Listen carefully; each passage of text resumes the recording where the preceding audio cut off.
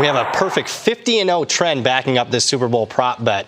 This is Brad Powers in the pregame.com studios just off the Vegas Strip, and it's finally here. The Super Bowl, Super Bowl 51. We got the Falcons at the Patriots. And Fez, you have an early Super Bowl prop bet that you think's finding some value here. And I make this bet every year. I'm laying minus 900 that there will not be overtime. This one's pretty much mathematically based. Only 6.5% of NFL games historically go overtime. That's 1 out of every 16. So pretty simple math here. I make the bet 16 times. I expect to lose it once. I expect to win it 15 times. When I lose, I got to pay minus 9 units, get back 15, and I get a profit of 6 units. But you got to be careful, though, with your bet sizing for this one, right?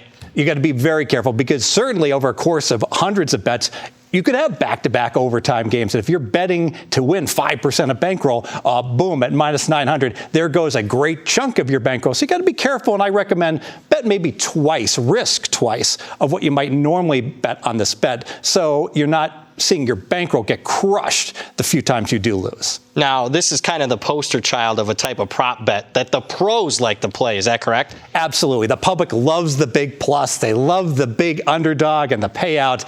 The pros come back in. They bet no safety. They bet no blocked punt. Heck, once I bet that there won't be 2 onside kicks in the Super Bowl, laid an insane number, but it was literally free money.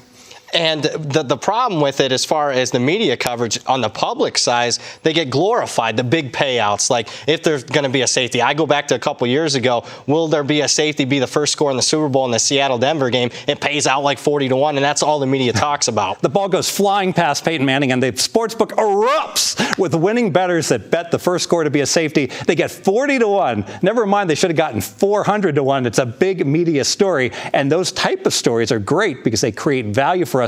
Let's go to the NCAA tournament fast forwarding. Number 1 versus number 16. Usually you get to lay less than 99-1. Well, you're 130-0, a little bit better than that, just blindly betting the money line on number 1 seeds. Your second factor here. Super Bowl history. There's been 50 of them. Not one overtime. We had some close calls, but let's face it, pretty small sample. I don't want to draw too much into it, but I think it's fair to say that the history supports the fact that overtime is not something that's going to happen more in Super Bowls. Any concern here, we have a relatively low spread of around 3. And the fact, you look at the Patriots Super Bowl past history, almost every single one of their games has been very close. Adam Vinatieri has bailed me out in the past on this. Absolutely a concern, all those close New England games and a low spread. But look at the total, 58-59, sky-high total. More variance associated with that high total. I think the two roughly offset. All right, Fez, let's make this one official. Let's make it official. Pros find value with big chalk bets, especially come Super Bowl time.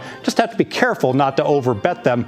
Historically, games go overtime, only 1 in 16 games, and we're only laying minus 900. And historically, Super Bowls don't go into overtime. 50 times they played, never been in overtime. The Fez math says no overtime, minus 900. More videos at pregame.com.